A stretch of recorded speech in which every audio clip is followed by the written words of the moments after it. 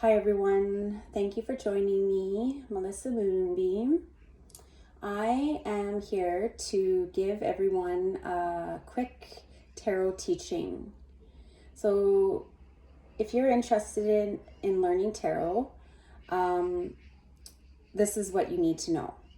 So you're decided, okay, I wanna delve into this. I wanna start practicing and getting to know more about tarot. So the first thing is choosing a deck. I love this deck because of the size. It's not, the cards aren't super thick. They're flexible and they're not too large because I have small hands. So if I have a really large deck, it's going to be difficult for me to shuffle with comfort. So this deck has a really nice feel to it. When you have cards that are more glossy or thick, then when you're shuffling, sometimes they're too slippery. And then what happens is the cards, like, they fly out. And I don't like that. I like to keep my shuffle nice and smooth. But to each their own. Some people have a very fairy shuffle like this, like really. And then some people experience cards like they'll just like, that's not my style, so it's hard for me to do that. But play around with it, practice. See, that's an example. That was the card that was at the bottom of the deck when I first began this video. So this is an energy that Spirit is wanting to present to us. So this is all about love. Somebody who's romantic and sensitive and kind and caring and loving and nurturing. So of all the kings, I'd say that there's 4 kings in a deck. So similar to a regular deck of playing cards, you have the king, you have the kings, the queens, and what else do you have? The kings, the queens, and the jacks. So it's similar. There's 4 suits in tarot, just like a regular deck of playing cards. I'll get into that in a later video. So basically what I want to do is just start off with the basics. So first of all is choosing a deck that suits you. I'd suggest that you check out reviews on YouTube or go to your local New Age shop. Often they have testers, and just feel into it.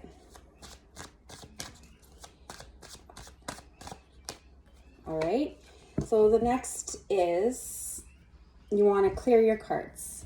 So here I have some white sage and a candle. So we light it.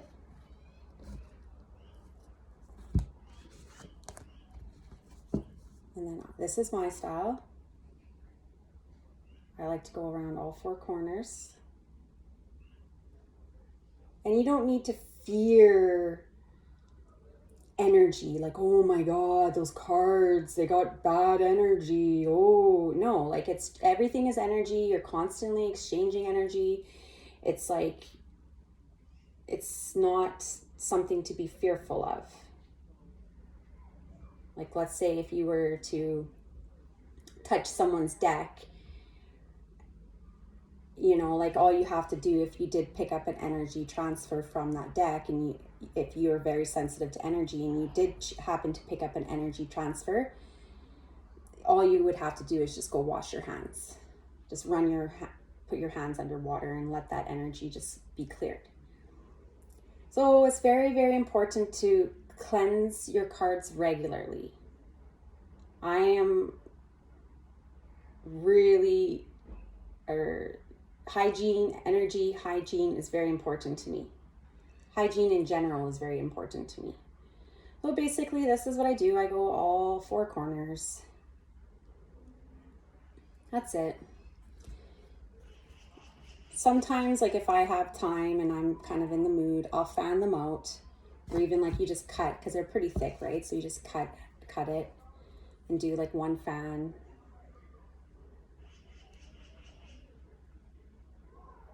And you'll know that they're clear when they start to feel light. They kind of just feel a little bit lighter. Okay.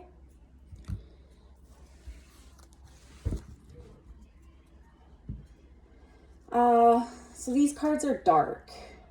Let's say if you were to buy a deck that was white, or that they weren't as glossy. They were more like cardboard. And if they were like pale pastel colored cards, then what would happen is that if you're using sage on a regular basis and you're putting the sage like really close to the cards, you're going to discolor the cards. If you're wanting to avoid the discoloration, you would want to have the smoke further away from the cards, but personally, like, I like to get that smoke like right up there along the edges. And like to have a little discoloration. It's not no big deal. It's also very important to have a very thorough shuffle. Like you know, like if you go like this constantly, like the cards aren't going to get mixed up. So it's good to. So like, see, ooh, look at that, the star card. Ooh. So this is an example of a major arcana. So there are 22 major arcana, and the major arcana represent our major life themes. So this is very powerful energy. Major arcana are commonly referred to as trump cards. So if you receive many major arcanas in a readings, it's indicating that there's going to be a major change. So here's a star card. So certain cards correlate to certain zodiac signs. So this star card correlates to Aquarius. I'm going to get further into that as I continue doing these tarot teachings on a regular basis. All right, so then some people, once you're done the shuffle, some people decide, okay, I'm going to cut the deck with my left hand 3 times.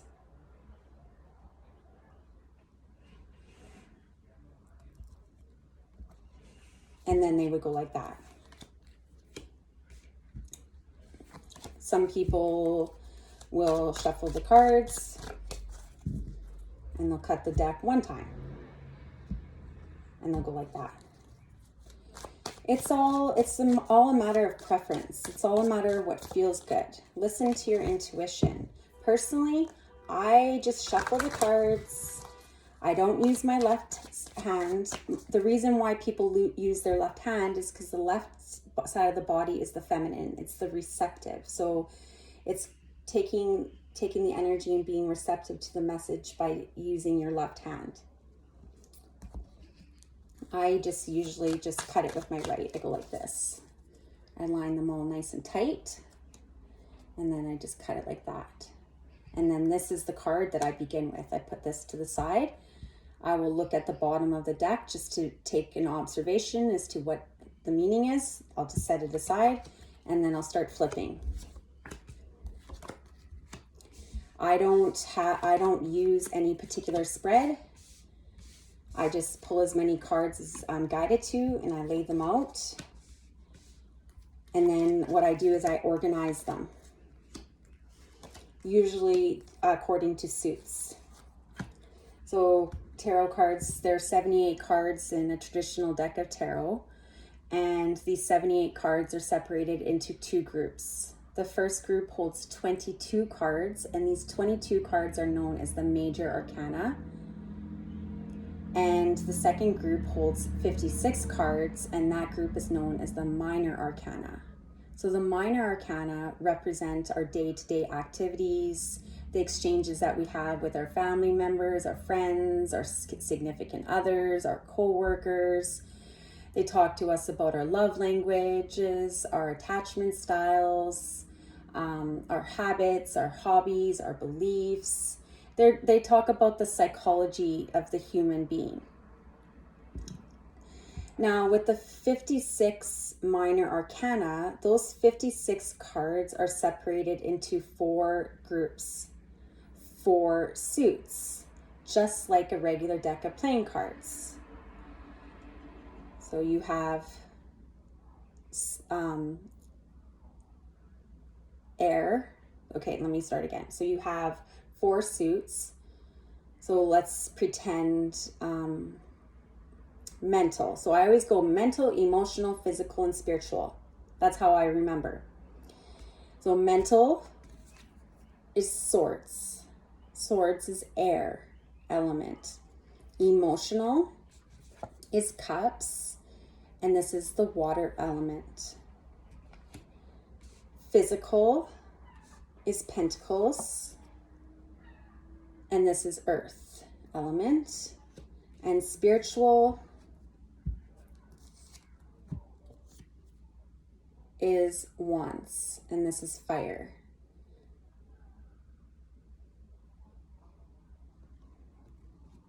Okay, and look at that once again. So that card wants to be known. So you have mental, emotional, physical, spiritual. Mental swords, emotional cups, physical pentacles, spiritual wands. Air, water, earth, fire. Okay, so I don't use a particular spread, but in the beginning you may feel it might be helpful for you to use a specific spread, such as the past, present, or future. So how would you do that? Shuffle the cards. So this is when you would do a cut 3 times. So you go 1. So here we go. I don't normally do this, but past, present, future.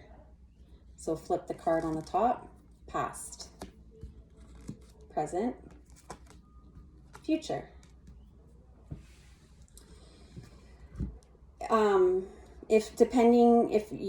Everyone has their own way of doing things. So if I do something that you disagree with, like if you have tarot knowledge and I do something that you disagree with, then disagree with it, okay? It makes no difference. Everything is energy. You're connecting with the cards. You're developing a relationship with the energy between you and the cards. So if let's say you choose to not use your left hand, you choose to use your right hand, then so what? It's all good. You choose to go left instead of right, so what? It's all good. All Spirit cares about is that you receive the support, you receive the guidance. They don't care whether or not you go left or right. They don't care whether you cut your deck with your left hand. They don't care whether or not you use a specific spread. All they care about is giving you the guidance. Okay, so past, present, and future could be helpful if you're just really wanting to tune in to the energies and you want to make it simple. And you just want to play around with it and see what it's like. I don't believe in doing predictions because I believe that the past, the present, and the future all exist simultaneously right here, right now, in this moment. And that you create your reality and that your future is based on the decisions that you make. So when there are people out there that do have the ability to predict the future, but that can also be predicting the future isn't always necessarily a good thing, because let's say if the prediction was negative or it's activated fear in the person, then they're gonna they're gonna be stressed. And then what would happen is it's the power of suggestion, and then they could potentially manifest what the psychic said. And there are a lot of psychics out there that are completely 100% on point with their predictions. But it's like the moment is now, the time is now. This is where the power resides, is right here in this moment. So yeah, that's why I don't do any particular card like the Celtic Cross or the past, present, and future. I just lay the spread and I do a storyline. And I sort out the cards according to the suits. So like if I put all the air elements, which is the swords, in one section, for the most part, and then some of the pentacles, and then I'll do like different pairings, just because I know the meanings and the messages behind them. But that comes with time. What else? I think that's it for now. I think we'll leave it at that. Let me know if you found this helpful, and stay tuned for many more tarot teachings. And I appreciate all of you very, very, very much. And we'll keep in touch.